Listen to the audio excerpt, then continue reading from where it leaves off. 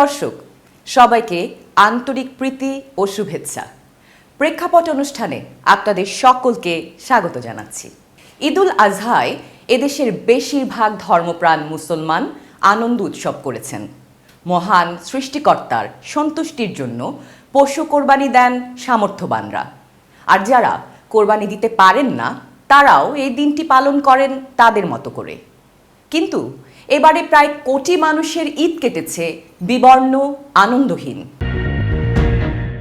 দেশের জনগণের টাকা পয়সা সব ব্যাংকে রাখে নিরাপদ জায়গায় যদি অনিরাপদ হয়ে যায় তাহলে আমরা দেশের জনগণ যাব কোথায়? বঙ্গোপসাগরে ডুবে মরা ছাড়া আমাদের কোনো গতি নেই। এগুলা তো সব কিছু একটা চক্করের মধ্যেই আছে পাবলিক।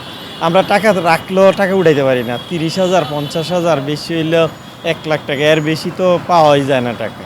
মানুষও ব্যাংকের উপর ট্রাস্ট করতে পারতেছে না, যে লিকুইডিটি রেশিওটা খুব কম ব্যাংকের। তো এই কারণে আমার মতামত হচ্ছে কোনো ব্যাংক যদি টাকা ব্যাক দিতে না পারে তাহলে ওই ব্যাংকে মানুষ কেন টাকা রাখবে? ব্যাংকে টাকা রেখে তারা আজ প্রতারিত, অসহায়। কাগজে কলমে এসব অসহায় মানুষের ব্যাংকে অনেক টাকা আছে, কিন্তু সেই টাকা তারা তুলতে পারছেন না আর্থিক অবস্থার চরম নৈরাজ্যের কারণে।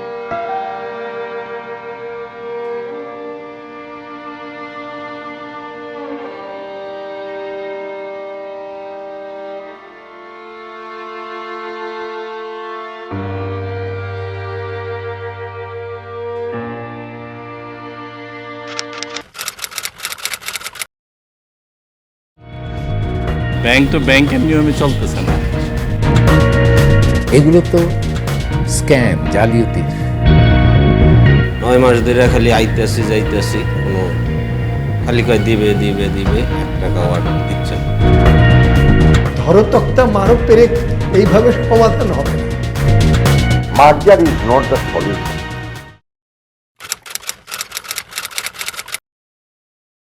তাদেরকে যদি টাকাটা আপনি না দেন তাহলে কিভাবে সংসার চলবে? এটা তো অসুস্থতারই যোগফল।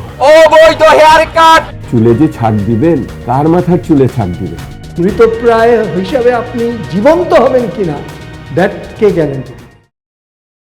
মানুষ ব্যাংকে টাকা রাখে নিরাপত্তার জন্য, ভবিষ্যতের জন্য, সঞ্চয়ের জন্য। কিন্তু প্রয়োজনে সেই সঞ্চিত অর্থ ব্যাংক থেকে না তুলতে পারলে সেই আমানতকারী এক গভীর সংকটে পড়েন, যেমন এখন পড়েছেন বাংলাদেশের বেশ কিছু ব্যাংকের নিরীহ আমানতকারীরা। আপনি বাঁচিয়ে রাখলে তাকে পূর্ণভাবে বাঁচিয়ে রাখেন, আর না হয় আপনার টাকায় আপনি ফেরত পাবেন না। অর্থাৎ সেন্ট্রাল ব্যাংক যে পরিমাণ টাকা দিয়েছে, এই ব্যাংকগুলো তো ডিপোজিট মোবিলাইজেশন করতে পারছে না, অতএব সেন্ট্রাল ব্যাংকের সেই 25,000 কোটি টাকাই তো ফেরত দিতে পারবে না। একজন আমানতকারী যখন তার হার্টের চিকিৎসা করাতে পারেন না, অসুস্থ মা যখন বিছানায়, তখন সন্তান রাজপথের আন্দোলনে প্রাপ্য টাকা ফেরতের প্রত্যাশায়।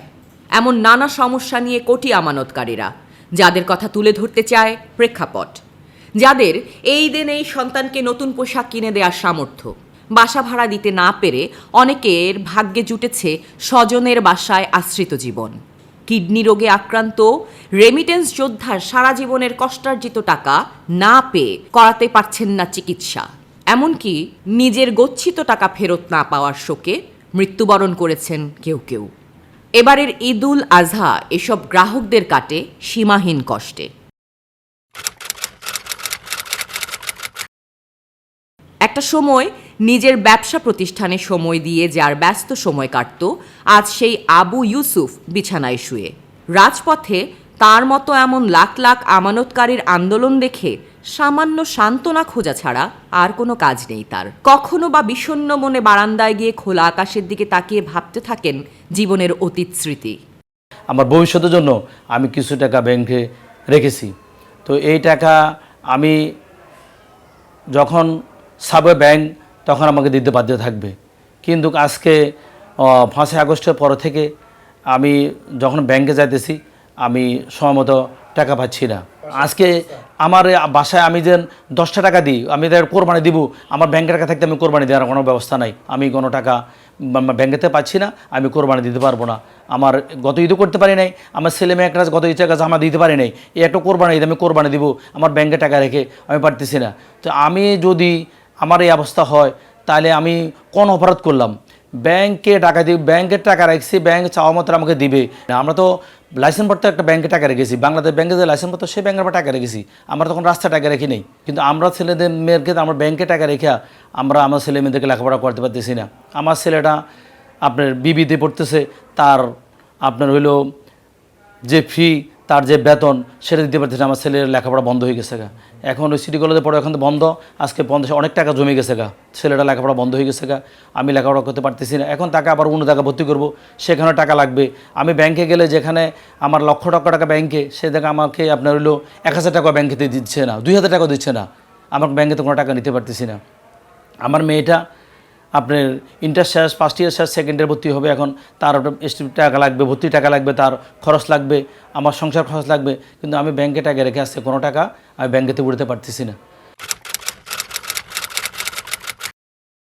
কয়েক মাসের বাসা ভাড়া, বকেয়ার চিন্তা, ঘরে অসুস্থ মেয়ে, সন্তান টাকার অভাবে নিয়মিত হতে পারছে না ভার্সিটিতে, ঘরের কাজ করতে করতে যার এসব চিন্তা প্রতিদিনের।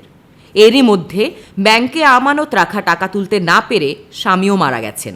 আগামী দিনগুলো তার কিভাবে কাটবে সেই চিন্তায় তার মনে দুশ্চিন্তা বাসা বেঁধেছে।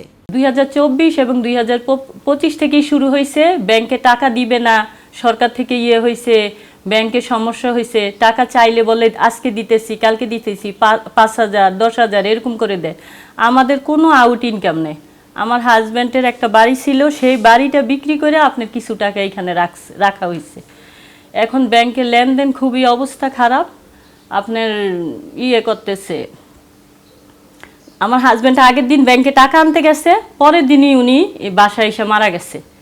10,000 টাকা চাইছে, ওনার টাকা উনি নিবে, সেই টাকাটা ব্যাংকে দেয় নাই, উনি চেক লিখে গেছে। তারপরে আমি বাড়ি থেকে মিলাদ পড়ায় আইসা তারপরে ওনাদের কাছে গেছি, ওনারাও এটা নিয়ে আফসোস করছে যে কয়েকদিন আগে না ভাইয়া আসলো, আইসা আমাদের সাথে মনমালিন্য করলো, ঝগড়া করলো টাকা নিয়ে, টাকাটা দেয় না।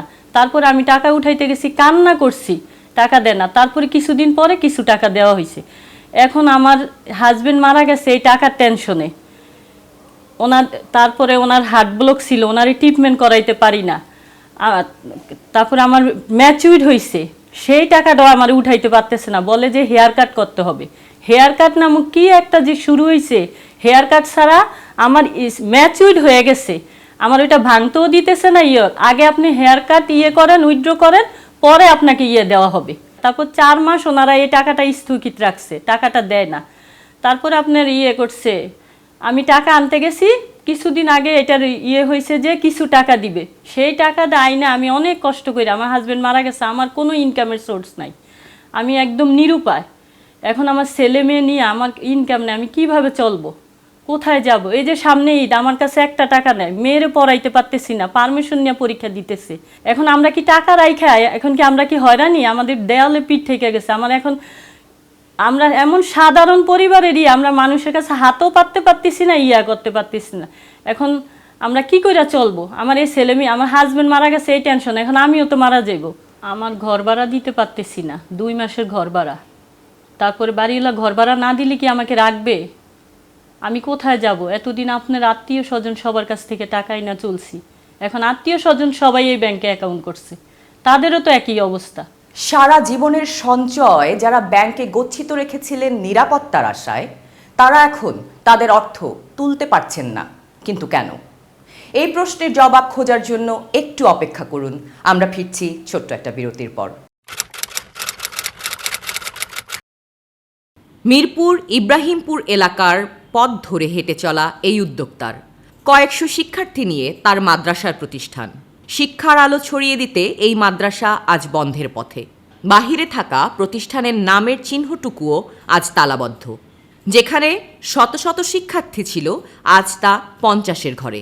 পরিবার নিয়ে দুশ্চিন্তা আর দুর্দশা তার মনেও। তারা আমাদের কথা শুনবে না। আমরা ব্যাংকে যাচ্ছি, ফিরে আসতেছি, ব্যাংকওয়ালারা আমাদেরকে ফিরিয়ে দিচ্ছে। তারা বলতেছে যে আপনি চলে যান, আপনার টাকা যখন সরকার দিবে তখন আমরা আপনাদেরকে দিতে পারবো। কিন্তু এটা ওনারা আমাদেরকে বলে খালাস, কিন্তু আমরা পরিবার নিয়ে বাসা ভাড়া, আমার একটা প্রতিষ্ঠান, আমি এগুলো কিভাবে ম্যাটার করব? যখন আমরা একবার 1 মাস 2 মাস 3 মাস বাড়ি ভাড়া দিতে পারিনি, ওখান থেকে আমাদেরকে বের করে দিচ্ছে। বের করে দেওয়ার পর আমরা এখন আমাদের প্রতিষ্ঠানটা খুব সুনামের সাথে 200-300 স্টুডেন্ট ছিল। এখন এমন একটা পরিস্থিতিতে আসছি, দেখেন আপনারা, মাত্র 15,000 টাকার মতো ভাড়া, তারপরে স্টুডেন্ট বসাইতে পারি না। খুবই ছোট আকারে 50-60 জন স্টুডেন্ট আমার হয়ে গেছে, যেখান থেকে আমি মানে উপরে ওঠার কথা, সেখানে আমি অনেক নিচে নেমে গেছি শুধু ব্যাংকের সমস্যার কারণে। আমার নিজের টাকা, পার্সোনাল টাকা আমি এফডিআর করে রাখছি, ওখান থেকে আমার ব্যালেন্স আসবে, ডিপিএস করা আছে। আমি ব্যাংকের থেকে টাকা পাইতেছি না, ব্যাংকের টাকা তুলতে পারতেছি না। আমাদের সেই সমস্যার কারণে এগুলো নজর কে দিবে, এগুলো কে দেখবে, আমরা কার কাছে বিচার দিব, কে আমাদের অভিভাবক? এগুলো নিয়ে আমরা এতটাই হেনস্থার শিকার যে কাউকে বলতেও পারি না, কেউ বিশ্বাসও করে না আমাদের কথা, আমাদের কথাই বিশ্বাস করে না এখন আর। যে ব্যাংকের সমস্যা, আপনার ব্যাংকের কিসের সমস্যা? ওনারা তো ব্যাংকের, পাবলিক তো আর ব্যাংকের ব্যাপারটা বুঝে না, বাড়িওয়ালা কি বুঝে? আপনার টাকা ব্যাংকে আছে, আপনার টাকা ব্যাংকে কোথায় আছে, আপনি টাকা বের করে আমাদেরকে দিবেন, এটার তো কথা না। আমরা তো মূল টাকাই তুলতে পারি না, আমাদের যে সেভিংসে টাকা আছে এটাই তো দিচ্ছে না। আর হেয়ার কাট আপনার যে বলে এফডিআর যে করা আছে, সেটা এফডিআর এর টাকা থাক দূরের কথা, আপনার এফডিআর এর বেনিফিট থাক দূরের কথা, আপনার যে মূল টাকা, আমার যে মূল টাকা সেই তো দিচ্ছে না। বাচ্চা টাচ্চা নিয়ে সবাই কোরবানি দিবে, আর আমরা দাঁড়া থাকবো, কেউ আমাদের, আমি বাচ্চা, 2টা বাচ্চা প্রতিনিয়ত মানুষ কোরবানি দিবে, গরু জবাই করবে, আমার বাচ্চারা টাকা থাকবে, আমিও টাকা থাকবো। এটা আমাদের জন্য একটা কতটা দুঃখের বিষয় যে ব্যাংকে টাকা, অথচ আমরা জীবনযাপন করছি মানবতার, আমরা এখন ফকিরের মতো জীবনযাপন করতেছি, আমাদের টাকা আমরা তুলতে পারতেছি না, সবাই কোরবানি দিবে, আমরা টাকা থাকবো, কি বলবো আর। প্রতি সপ্তাহে 5,000 টাকার ওষুধ আর ডায়ালাসিস করতে হয় শাহজাহানের। প্রবাস জীবনের পরিশ্রমের টাকা রেখেছেন ব্যাংকে। ছেলে বিশ্ববিদ্যালয় পড়ুয়া আর একমাত্র মেয়ে মেডিকেল শিক্ষার্থী। জীবনের স্বপ্ন ছিল বাকি দিনগুলো হাসি আনন্দে কাটিয়ে দেয়ার, আর পরিবারের চাহিদা পূরণে গচ্ছিত টাকার উপর ভরসা। কিন্তু একীভূত হওয়া 5 ব্যাংকের জটিলতায় আজ তার চিকিৎসা, সন্তানদের শিক্ষা আর সংসারের খরচ মেটানোই দায় হয়ে দাঁড়িয়েছে। প্রেক্ষাপটের সামনে সহধর্মিণীকে সাথে নিয়ে তুলে ধরেন কষ্টের কথা। উনি তো কিছুই করে না, আজকে 6 বছর 7 বছর হয়েছে, উনি 2019 সালে আসছে সৌদি আরব থেকে। তো এই 7 বছর উনি ফুললি বেকার, মানে আসার পরের বছর থেকে ওনার কিডনির সমস্যা ধরা পড়ছে। আজকে 5 বছর কিডনি ডায়ালিসিস করছি আমরা। তো এই 5 বছরে তো আমাদের 2টা সন্তান লেখাপড়া করছে, উনি তো একদম ফুললি বেকার, কিছুই করতে পারে না, বরং আরও মানে চিকিৎসার জন্য প্রতি মাসে ওনার জন্য 1 লাখ টাকার মতো যায় আমার চিকিৎসার ক্ষেত্রে শুধু। তাহলে ওই টাকাটা আমরা রেখেছিলাম, এইভাবে বিভিন্নভাবে চলছি, ভাবছি এই টাকাটা ম্যাচুর হইলে আমরা পেলে লোন টোন শোধ করবো, বা সামনে 2-1 বছর টানা খিচা করে চলবো আমরা। কিন্তু এখন ওনারা যেভাবে নিরাশ করছে, বলে যে আরও 2 বছর আমাদের এটা রাখা লাগবে। তো এটা তো আমাদের পক্ষে একেবারে অসম্ভব। এখন এই টাকাটা না পেলে আমাদের সন্তানদের পড়ালেখা বন্ধ হয়ে কিছু যাবে। লোন টোন হয়ে গেছে, গত টাকা দিচ্ছে না যে, তো এই 1 বছরে আমাদের প্রায় 6-7 লাখ টাকা লোন হয়ে গেছে অলরেডি। জমি টমি একটু বিক্রি করছি, ওইভাবে মানে কোনো রকম চলতেছি আমরা। কি করবো আমরা, পথে রাস্তায় ভিক্ষা করা ছাড়া আর কোনো উপায় নাই, বা ওরকমও তো করার উপায় নাই, আমরা মধ্যবিত্ত, ওরকমও তো করতে পারি না আমরা। কিডনি রোগীর খাবার দাবার, মুরগি মাছ, এগুলো 2 পিস 3 পিস করে মুরগি মাছ প্রতিদিন খাওয়াতে বলে আমাদের। ছেলে মেয়ের একটা নতুন কাপড় চাপড় দিতে পারি নাই।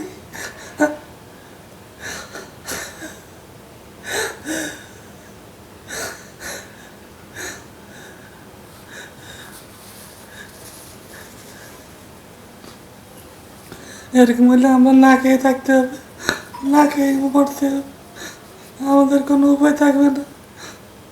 আমাদের টাকা আমরা সময় মতো না পেলে আমাদের কোনো করার কিছুই থাকবে না। ছেলে মেয়েদেরকে নিয়ে কোথাও ঘুরতে যাব সেটা তো হয় না, আমরা কোথাও যেতে পারি না, বাইরে হতে পারি না।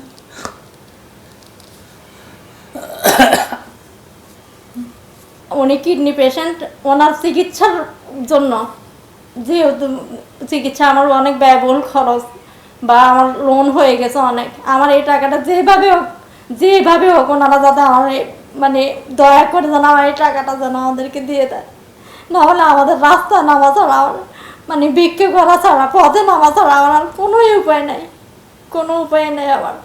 কারো কাছ থেকে আমি 1 টাকা হাওলাত এখন আর পাবো না, কারণ অলরেডি আমি হাওলাত নিয়ে নিয়েছি, জমি জিরা যা ছিল ওগুলো আমি বিক্রি করে খাওয়া শেষ হয়ে গেছে আমার। আমি শুধু এই টাকাটার আশায় ছিলাম যে আমি এই টাকাটা পাবো। গ্রামের বসত ভিটা বিক্রি করা $1.5 কোটি টাকা আজ থেকেও নেই শিরিনের জীবনে। একীভূত হওয়া ব্যাংকের নির্দেশনা আজ তাকে আশ্রয় নিতে বাধ্য করেছে আত্মীয়র বাসায়। একমাত্র সন্তানের শিক্ষার খরচ মেটানোও তার জন্য এখন পাহাড় সমান।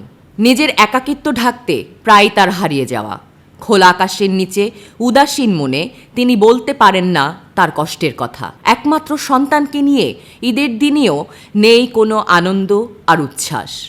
কেন তার জীবনটা আজ এমন হলো? আমি টাকা উঠাইতে পারি না, টাকার জন্য যাই, কোনো টাকাই দেওয়া হয় না আমাকে। আমি ছোট থেকে অনেক কষ্টই বড় হয়েছি, আমার সৎ মার কাছে অনেক কষ্টই আমি বড় হয়েছে। আমি ঢাকায় এসে আমি কাজ করে অনেক কষ্ট করে তিলে তিলে আমি টাকাগুলো জমাইছি, এবং আমার মা মারা গেছে, আমার নানির বাড়ির অংশ আমি বিক্রি করে এনে 2022 সালে আমি ফিক্সড ডিপোজিট করে টাকা রাখছি। রাখার মূল কারণ আমি যে মুনাফাটা মাসে মাসে পাবো সেই মুনাফা দিয়ে আমি চলবো, কিন্তু সেটা আমি পাই না। এই 2 বছর যাবৎ এই ব্যাংকে সমস্যা, আমরা টাকা পাই না। এই মনসুর সাহেব যে কালো আইন তৈরি করছে হেয়ার কাট নামে, যে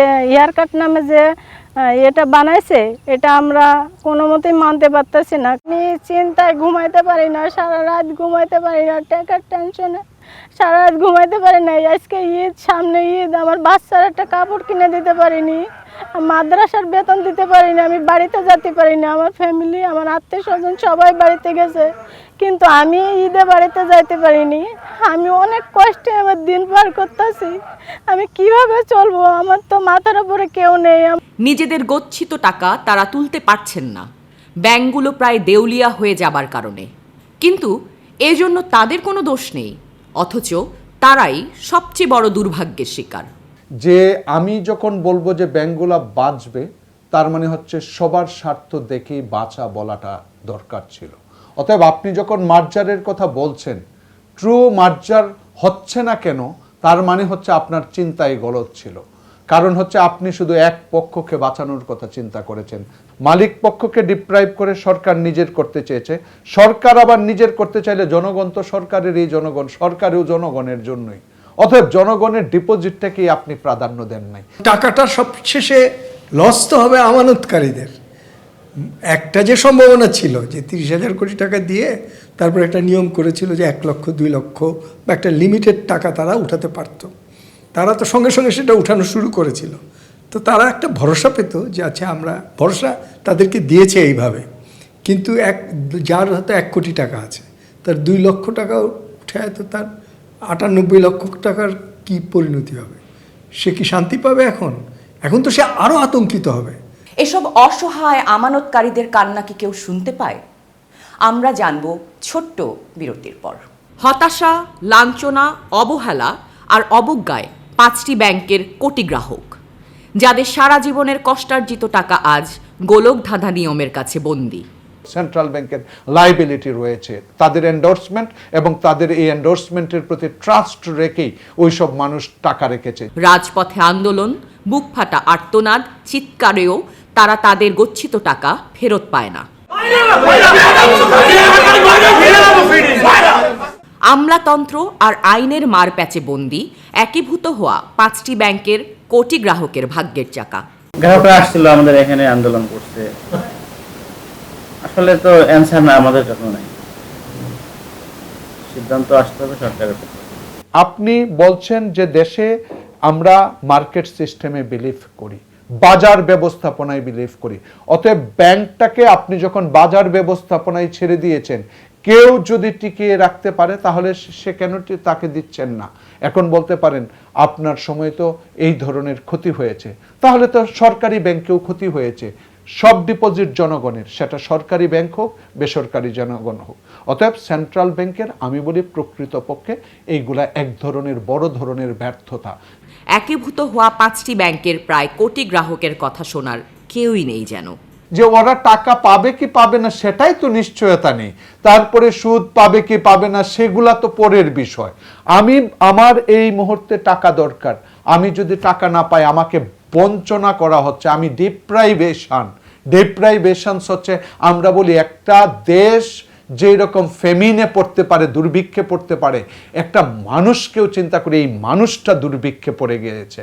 অতএব ব্যাংকগুলা তো অনেক মানুষকে দুর্ভিক্ষের মধ্যে ফেলে দিয়েছে, সেই দুর্ভিক্ষ থেকেই বাঁচায় নেয়। তারপরে ভবিষ্যতে কবে পাবে, কত পাবে, তার উপরে সুদ পাবে কিনা, যেটা বলছেন সেটাই তো কার্যকর হচ্ছে না। সুতরাং সরকারের নিজেরই উচিত একটা নতুন মালিকানা, নতুন বোর্ড নির্মাণের আগে ডিপোজিটারদেরকে বলা যে আপনারা আপনাদের প্রতিনিধি দেন, সেই প্রতিনিধি আপনাদের স্বার্থ দেখবে এবং ওরা এবং আমরা সরকার মিলে এই ব্যাংকের একটা ভবিষ্যৎ পথনকশা প্রণয়ন করব এবং সেটাই আমরা স্বাক্ষর করছি। বাংলাদেশ ব্যাংক, সরকার, রাজনীতিবিদ কিংবা অর্থনীতিবিদ কেউই তাদের পাশে নেই। হাজার হাজার কোটি টাকা লুটপাট আর সীমাহীন দুর্নীতিতে দেউলিয়া হয়েছে দেশের 5টি ইসলামী ব্যাংক। এই কারণেই ব্যাংক দুর্বল হয়েছে। সমস্ত ব্যাংকগুলাই 10-12টা বাদের সমস্ত ব্যাংকগুলাই কিন্তু দুর্বল, অতি দুর্বল এবং অস্তিত্ব নাই বললেই চলে, এই ক্যাটাগরিতে রয়েছে। এখন প্রশ্ন হচ্ছে এদের জন্য সেন্ট্রাল ব্যাংক আসলে কি ধরনের ব্যবস্থা করেছে? ধরেন আমরা বিশেষ আদালত করে অনেক ধরনের বিচার দ্রুত আইনের আওতায় এনে কাজ করতে পারি, তাই না? কিন্তু আজ পর্যন্ত আপনি এটা কেন দেখেন না? দেশে লাখ লাখ কোটি টাকা ছয় লাভ হয়ে যাচ্ছে, চলে যাচ্ছে, পাচার হয়ে যাচ্ছে, অথচ একটা দ্রুত ট্রাইব্যুনালের মাধ্যমে কেন আপনি অর্থ ঋণ আদালতে 1 লাখ কোটি টাকার উপরে যেখানে পেন্ডিং হয়ে রয়েছে সেই জায়গাটার মধ্যে বছরের পর বছর ওরা শুধু আদেশ নিয়ে তারা এইভাবে রয়ে যাচ্ছে, সেটা খেলাপিও করতে পারছেন না, বুঝছেন? তাহলে সেই জায়গা থেকে সরে আসতে হবে। চাকরি জীবনের পেনশনের টাকা, ভিটে মাটি বিক্রি করা টাকা যারা গচ্ছিত রেখেছিলেন দেশের এই 5টি ইসলামী ব্যাংকে, আজ তারা ব্যাংক লুটপাটকারীদের কারণে নিঃস্ব। খুবই দুঃখজনক। মানে গভর্নমেন্ট, আমরা ট্যাক্স দিচ্ছি, আবার ওরা বলছে হেয়ার কাট কেটে রাখবে, তাহলে কি হইলো? ব্যাংকেও ট্যাক্স দিচ্ছি, গভর্নমেন্টকেও ট্যাক্স দিচ্ছি, আবার আমাদের টাকা থেকে ওরা কেটে রাখবে, তাহলে তো মানে কিছু বলার নাই। সেন্ট্রাল ব্যাংকের স্টেটমেন্ট জনগণ বিশ্বাস করছে বলেই এই সমস্ত ব্যাংকে মানুষ টাকা রেখেছে। অতএব এখন যখন সেন্ট্রাল ব্যাংক উল্টো কথা বলে, স্টেটমেন্টের পুরা বিপরীত চিত্র বলে, তখন সেন্ট্রাল ব্যাংক তো তার কথার মধ্যেই থাকে না। যে কারণে এই দায়বদ্ধতার কারণে সেন্ট্রাল ব্যাংকের ডিপোজিটরদের এই দায়বদ্ধতা নিতে হবে এবং তাদেরকে ফেরত দিতে হবে। ইউনূস সরকার ক্ষমতায় আসার পর সংস্কারের নামে ব্যাংকিং খাতে আরও বিশৃঙ্খল পরিস্থিতি সৃষ্টি হয়। ইউনূস সরকার তো 30,000 কোটি টাকা দিয়েই দিল, বেল আউট করলো। আগে শাস্তি দেওয়া, ত্রিপক্ষীয় বৈঠক করা, এগুলো না করে টাকাটা আগে দিয়ে দিল আতঙ্কিত হয়ে। যদি ব্যাংকটা চেকগুলো ফেরত পাঠায় এবং এটা যদি ব্যাংক পাড়ায় প্রচার হয়ে যায়, তখন অন্য সব ব্যাংকে একটা কনফিডেন্সের ক্রাইসিস হবে এবং তখন কোনো লোক আর কোনো ব্যাংকে কোনো টাকা রাখবে না। এই ভয় পেয়ে হয়তো ভাবছে যে যেমনি হোক আগে এই তরিটাকে ডুবতে না দিই। কিন্তু তারপরের কাজটা তো তাকে করতে হবে। ঠিক আছে, বুঝলাম, আতঙ্কিত হয়ে ডুবতে না দেওয়ার জন্য টাকা দিয়ে ভাসালো, কিন্তু ফুটাগুলো বন্ধ করতে হবে না? নাহলে যেই টাকাটা দিল সেটা তো আবার ওই ফুটা দিয়ে চলে যাবে। ব্যাংকিং খাত সংস্কার এবং 5 ইসলামী ব্যাংক একীভূত করার নামে তিনি আমানতকারীদের ভয়াবহ অনিশ্চয়তার মুখে ঠেলে দেন। যারা টাকা মেরেছে, পাচার করেছে, তাদেরকেই আবার ফেরত আনা হবে। এবং শর্তটা কি? শর্তটা হলো 7.5% দিলেই হবে। তো 30,000-এর কত টাকার 30,000 কোটি টাকা গভর্নমেন্ট দিয়েছে, সরকার 7.5% হিসাবে কত টাকা পাবে? তা তো খুবই কম। সুতরাং অ্যাকচুয়ালি এটা দাঁড়ালো এই যে যিনি চুরি করেছেন বা যিনি অপরাধের সঙ্গে জড়িত ছিলেন তাকেই আবার একটা ছোট মুরগিকে বড় মুরগি বানিয়ে তার হাতে তুলে দেওয়া এবং আশা করা যে সে সেটাকে খাইয়ে পরিয়ে মানুষ করবে। এটা আশা করা না যে সে বড় মুরগিটাকে এবার ভালোভাবে জবাই করে খেয়ে পালিয়ে যাবে। একীভূত হওয়ার পুরো কার্যক্রম শেষ হয়নি। এই 5 ব্যাংকে এখন এক চরম নৈরাজ্য আর অস্থিরতা চলছে। ব্যাংকগুলো আমানতকারীদের টাকা ফেরত দিতে দিশেহারা। শাহজাহান দম্পতি, সাইমা আহমেদ, জান্নাত, ইউসুফ আর শিরিনদের টাকা কবে ফেরত পাবে একীভূত হওয়া এই ব্যাংকগুলো থেকে? সংস্কার থেকে হেয়ার কাট, কেন আমানতকারীদের সমস্যার সমাধান হলো না? আর কত আন্দোলন, আর কত মৃত্যু, ভোগান্তির গল্প তুলে ধরলে একীভূত হওয়া ব্যাংকের আমানতকারীরা তাদের টাকা ফেরত পাবেন? কোটি গ্রাহকের আজ প্রশ্ন, লুটেরাদের অর্থ আত্মসাতের দায় কেন ভোগ করতে হবে নিরীহ আমানতকারীদের? আমানতকারীরা যদি সুরক্ষা না পান তাহলে ব্যাংকের উপর মানুষের আস্থা নষ্ট হবে। এটা হবে অর্থনীতির জন্য এক ভয়াবহ বিপর্যয়। আজ এ পর্যন্তই। আপনারা সবাই সুস্থ থাকুন, নিরাপদে থাকুন। আগামী সপ্তাহে আবার দেখা হবে নতুন কোনো বিষয় নিয়ে।